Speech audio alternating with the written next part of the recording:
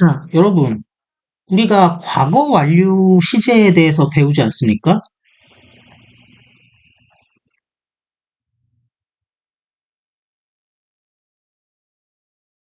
이거 뭐라고 배우냐면은,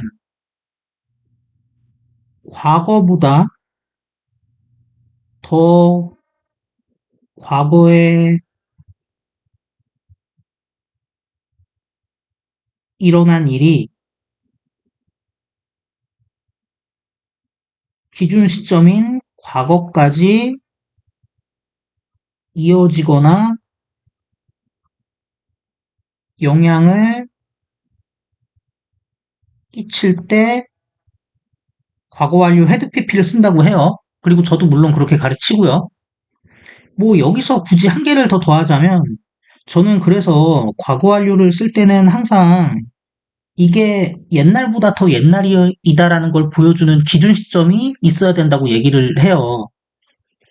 그래서 항상 그 지문의 내용에 비추어 요런 그림이 그려지는지 확인을 해보고 그려지면은 요런 식으로 좀 하나 적어 놓으라라고 얘기를 합니다.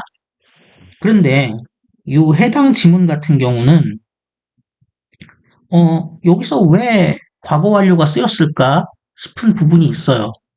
일단 내용을 대충 말씀드리면 어떤 실험을 했는데 그 뭐 달은 왜 모양이 막 반달이었다가 초승달이었다 이러냐라는 그 질문인데 그 실험 집단의 한쪽은 검색을 인터넷으로 검색을 해보게 했고 나머지는 검색을 못하게 했어요. 그리고 나서 두 번째 전혀 상관없는 질문을 했어. 스위스 치즈는 왜 구멍이 있는가? 그리고 나서는 둘 다 저기 뭐야 이제 이제 그 질문에 대답 말이 안 나와. 질문에 대답을 해야 되는데 근데 이제 다리 모양을 왜 그렇게 가지고 있는 거냐랑 그 스위스 치즈는 왜 구멍이 있냐랑 아무 관련 없잖아요. 그러면 어느 쪽이었든 검색을 했던 쪽이든 안 했던 쪽이든 똑같이 그 자신감이 있어야 된단 말이야. 자기가 그 정답에 대해서 얼마나 잘 아는지 차이가 있으면 안 돼. 내용 그 논리적인 것만 놓고 보자면 어차피 모르는 건 왜 한 가지인데 뭐. 근데 인터넷으로 처음에 검색을 했던 애들이 검색을 안 했던 애들보다 더 자기가 이 질문에 대해서 내가 더 잘 알아 라고 자신감이 있었대. 이런 내용인데, 여기서, 요 부분이 이제 좀 문제가 되는 거죠. 과거 완료를 썼어요. 자, 처음에 인터넷을 썼던 애들이 자기가 더 이걸 잘한다, 지적이다 라고 평가를 했대. 그러면 이제, 아니, 인터넷을 집단이 첫 번째 실험에서 안 썼던 애들이 인터넷을 사용 안 한 거랑 얘랑 비교하면 되지 않습니까? 그러면은 지들이 더 뭐 똑똑하다고 평가한 거 옛날이고 인터넷을 안 썼던 거 더 옛날이니까 뭐 지금 부정문이긴 하지만 헤드 PP 쓰는 거 문제되는 거 없지 않습니까? 라고 생각하실 수도 있어요. 그런데 그런 식으로 따지면 그 첫 번째 실험에서 검색을 하고 인터넷을 쓰고 안 쓰고는 동시에 일어난 일이니까 그런 식으로 따지면 얘가 헤드 PP라면 얘도 헤드 PP여야 되는 거 아니야? 근데 얘는 왜 헤드 PP가 아니에요? 하려면 둘 다 똑같이 해야지. 그럼 여기서부터 뭔가 이거 뭐지? 라고 꼬이기 시작한다는 거죠. 그래서 뭐 이게 그러면 글이 잘못 써진 거냐? 아니에요. 이걸 잘 썼어요. 그러면 이렇게 한번 생각을 해보자고요. 시제가 꼭 문장의 시점 관련한 표현만을 으로만 쓰일까?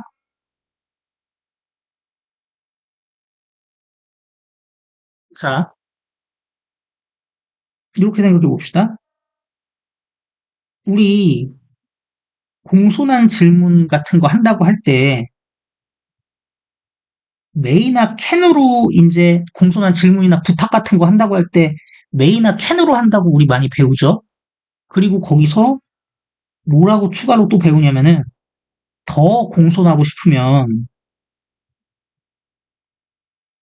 마이트나 푸드로 바꾸라는 얘기도 배워요. 근데 왜 메이에서 마이트나 쿠드로 바뀌면은 더 공손해지는 걸까요? 이유는 심플합니다. 시간의 선을 그어보죠. 발언하는 시점에서 메이랑 캔은 여기 있지. 마이트랑 쿠드는 여기에 있죠. 그럼 어때요? 얘에 비해서 얘네는 여기 있으니까 거리감이 생기죠. 이 언어적 거리감이 공손의 뉘앙스를 더 강화시켜주는 거거든. 아무래도 한 발짝 물러나서 얘기하는 게 더 공손하지 않겠어요?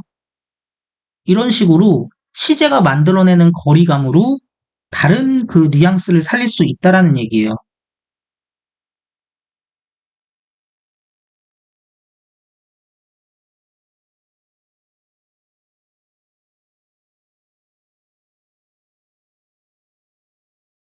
자, 그럼 봅시다. 지금 이 글에서 핵심은 첫 번째 그 실험에서 인터넷을 쓴 애들이 자기를 더 대단하다고 평가하는 거야. 그러지 못한 애들보다. 그러면 똑같은 시점이지만 얘는 헤드 PP를 통해서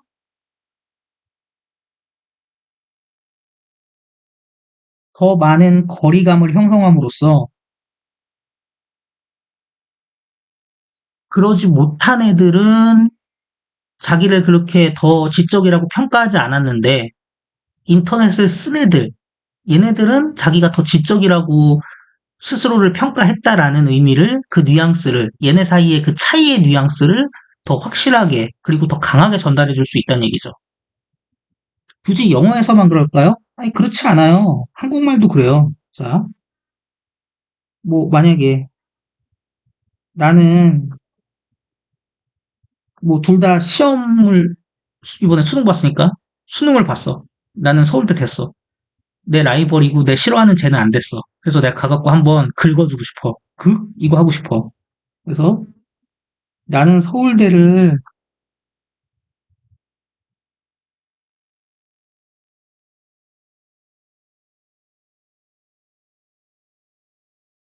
합격, 좀 더 체감나게 못해주나? 나는 서울대 합격이야. 너는 그러지 못했었는데. 이렇게 표현한다고 해보죠. 그러면 이 문장 시제로 보면은 이거랑 얘 떨어진 거랑 같은 시점이잖아요. 근데 못했었는데 라고 이제 표현을 하면서 너는 나는 서울대 합격이야. 너는 합격이 아니야. 보다도 더 이제 뭐라 그럴까. 자기는 붙었는데 너는 떨어졌다라는 걸 이 언어적 거리감으로 더 강하게 살려줄 수 있다라는 얘기죠. 얘도 똑같습니다. 그런 걸 강조하기 위한 거야. 그러면 꼭 이런 식으로 차이를 보여주기 위해서 나는 검색을 했고 너는 못했고 사이의 차이를 보여주고 그 언어적 거리감을 통해서 그 차이를 보여주기 위해서만 헤드 PP를 쓰냐? 아니야. 다른 뉘앙스도 전달할 수 있어요. 예를 들어 이거. 음, 이 검색을 한 애들은 심지어 자신이 온라인에서 검색하지 않았던 질문에 대해서조차도 뭐 더 자신감을 보였대. 이렇게. 근데 이 부분이 참 재밌어요. 이게 원래는 이 원문을 제가 이 책을 읽어서 아는데, 원래는 서치 온라인 4가 아니야. 그, 이거예요. 원래 책에는 이렇게 나와 있다고. 근데 이제 이거를 출제자들이 수정을 한 거야. 그런데 아마 이제 구글이라는 특정 그 상호명이 들어가 있으니까 수정을 했겠죠. 근데 이게 헤드 낫 구글로 돼 있으면은 하고 싶은 말이 뭐냐면, 우리 흔히 완료형의 경험적 용법이라 그러죠. 그러니까 심지어 어떤 질문에 대해서도 자기가 더 잘한다고 얘기를 한 거냐면, 지금까지 인생을 쭉 살아오면서 이 실험과 별개로 무관하게 구글링을 한 번도 안 해본 질문에 대해서도 지가 더 잘한다라고 얘기를 했던 거예요. 가능하시죠? 그런데 이거를 그냥 이렇게 바꿔버리니까 어떤 생각이 드냐? 아니, 사실 대부분 오해할 수 있어. 나도 뭐, 문장 내용 하나하나 다 기억하고 있는 게 아니라서 책을 읽었어도 하나하나 다 기억하지 못하잖아요. 근데 이거는 이렇게 읽었을 때는 여러분이 어떤 생각이 들어요? 여기 자신이 한글 해석, 자신이 온라인에서 검색하지 않았던 질문들에 대해서조차 이러니까. 뭔가 이 실험에서 아까 그 다른 왜 그 모양을 갖느냐, 이 첫 번째 단계에서 물어봤던 거, 그때 검색 안 했던 질문이라는 생각이 들잖아. 그러면 얘는 너무 생뚱맞은 부분이 돼버리는 거지. 아니, 이 심지어란 말은 왜 있고, 첫 번째에서 검색 안 한 거는 그 스위스 치즈 검색 안 한 거는 당연한 건데. 그리고 얘 없어도 지가 검색 안 해본 거에 대해서 더 자신감이 있었다라는 거 아는데, 이런 게 왜 있냐는 거지. 사실은 여기가 구글드로 돼 있어 갖고 자기가 살면서 온라인에서 검색 안 한 질문까지도, 구글링을 안 한 질문까지도 자기가 더 잘 알고 있다고 얘기를 한 거다라는 게 된다는 거죠. 그러니까 사실은 이게, 와, 이 근거 없는 자신감이 이 실험 수준을 넘어서서 지 평생에 관심도 없었던 것도 지가 더 잘한대 라는 뉘앙스를 전달하고 싶었던 건데, 이제 이 문제를 출제하신 분들께서 이제 상호명을 피하려고 이렇게 바꾸다 보니까 좀 이런 뭐 오류까지는 아니더라도 뭔가 좀 불분명한 부분이 생겼다라고 볼 수 있겠습니다.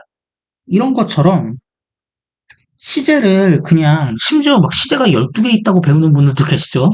말이 됩니까? 12개가 있는 게? 자, 어쨌든 간에 그렇게 시제를 그냥 생긴 거 외우는 식으로만 공부하면은, 물론 저도 그냥 생긴 거 외우게 하는 경우가 있습니다. 학생들이 너무 이렇게 학습 공부가 안 돼 있을 때는.